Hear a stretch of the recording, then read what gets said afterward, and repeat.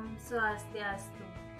Kami mahasiswa dari STKIP Agama Hindu Amlapura.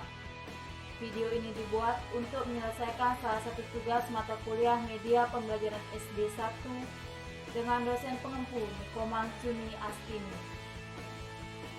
Kami dari kelompok 8 terdiri dari 4 anggota yang masing-masing bekerja sama dalam menyelesaikan tugas ini. So, ini media presentasi dari kami.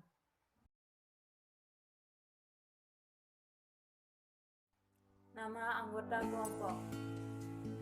Yang pertama, Nilo Hane Kapayani dengan NPM 204020. Yang kedua, Nikade Asti Dewi dengan NPM 204002.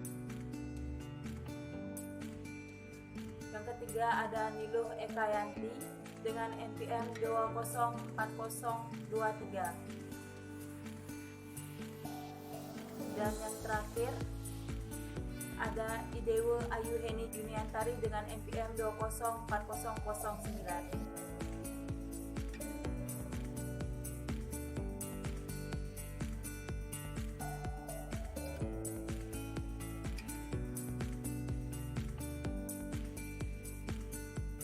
Pusat Media merupakan suatu lembaga atau unit di lingkungan sekolah sebagai sarana penunjang dalam rangka pengembangan sistem pembelajaran dan kurikulum yang diselenggarakan secara terpadu untuk mencapai tujuan pendidikan.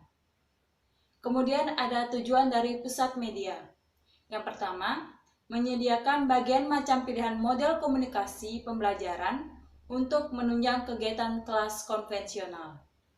Yang kedua, mendorong penggunaan cara-cara belajar baru yang paling cocok untuk mencapai tujuan pembelajaran dengan tugas-tugas lembaga lainnya. Yang ketiga, memberikan pelayanan dalam perencanaan, produksi, operasional, dan tindakan lanjutan untuk pengembangan sistem pembelajaran. Yang keempat, melaksanakan latihan untuk para tenaga pengajar atau guru mengenai pengembangan sistem pembelajaran dan integrasi dalam proses belajar mengajar. Yang kelima, memajukan usaha penelitian yang perlu tentang penggunaan media pendidikan. Yang keenam, menyediakan pelayanan berupa pemeliharaan atas berbagai macam peralatan dan pelayanan produksi bahan pengajaran. Yang ketujuh, membantu dalam pemilihan dan pengadaan bahan-bahan media peralatannya dan mengembangkan standar penggunaan media pembelajaran. Dan yang kedelapan, menyediakan pelayanan evaluasi untuk membantu menentukan efektivitas berbagai metode pengajaran. Sekian dari saya, akan dilanjutkan oleh rekan saya.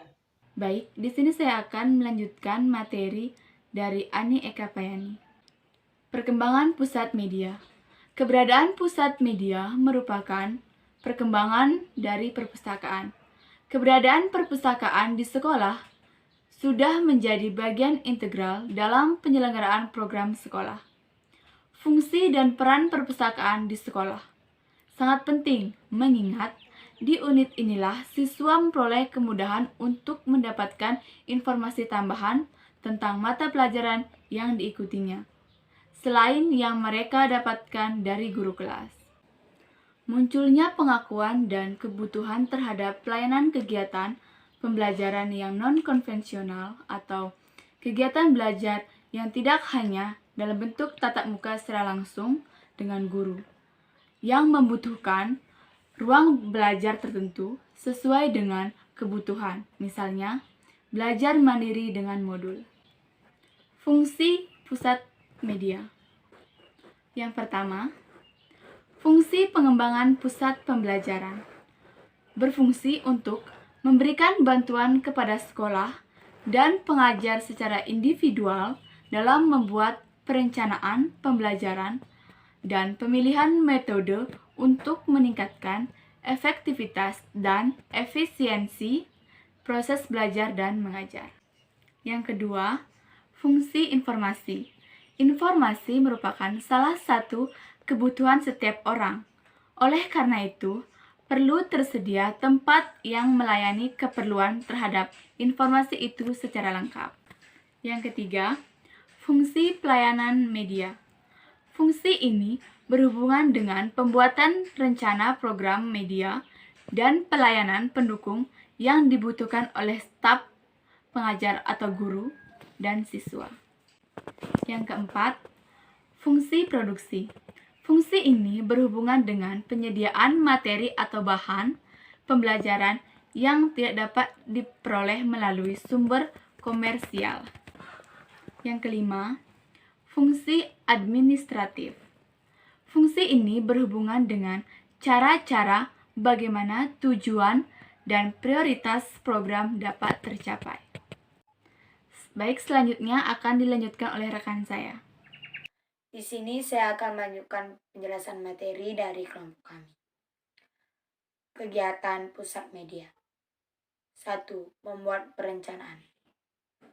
Perencanaan suatu pusat media dimulai dengan mengadakan identifikasi kebutuhan akan pusat media di suatu lingkungan pendidikan.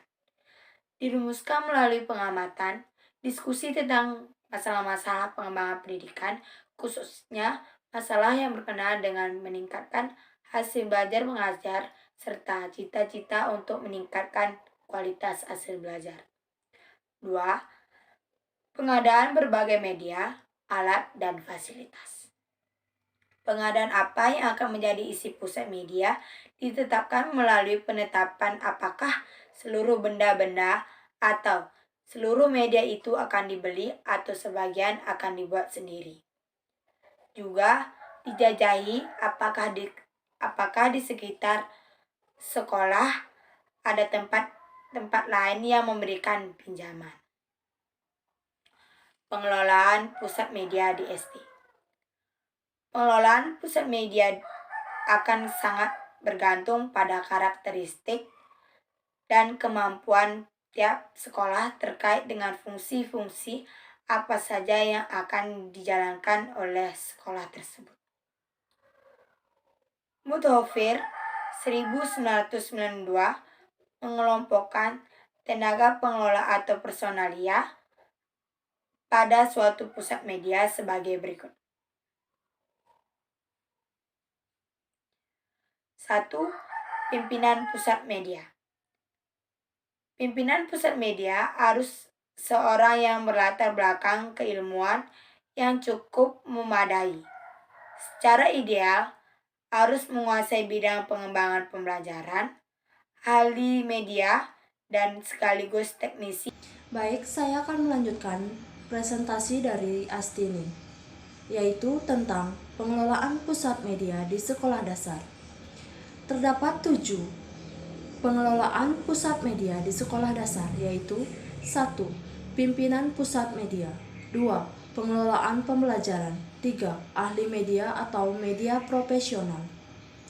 Seorang ahli media selain menguasai teori, juga harus terampil memproduksi media pembelajaran. 4. Tenaga pelayanan, peminjaman, dan penyimpanan. Bertugas memberikan pelayanan dan peminjaman berbagai media yang tersedia di pusat. Media dengan menggunakan sistem organisasi dan administrasi peminjaman media pembelajaran yang sepraktis-praktisnya sehingga tak mengurangi nilai pelayanan yang disajikan. 5. Teknisi atau teknisial. Teknis adalah teknisi yang khusus dalam media yang telah dilatih dan memiliki cukup pengalaman kerja teknis media. 6.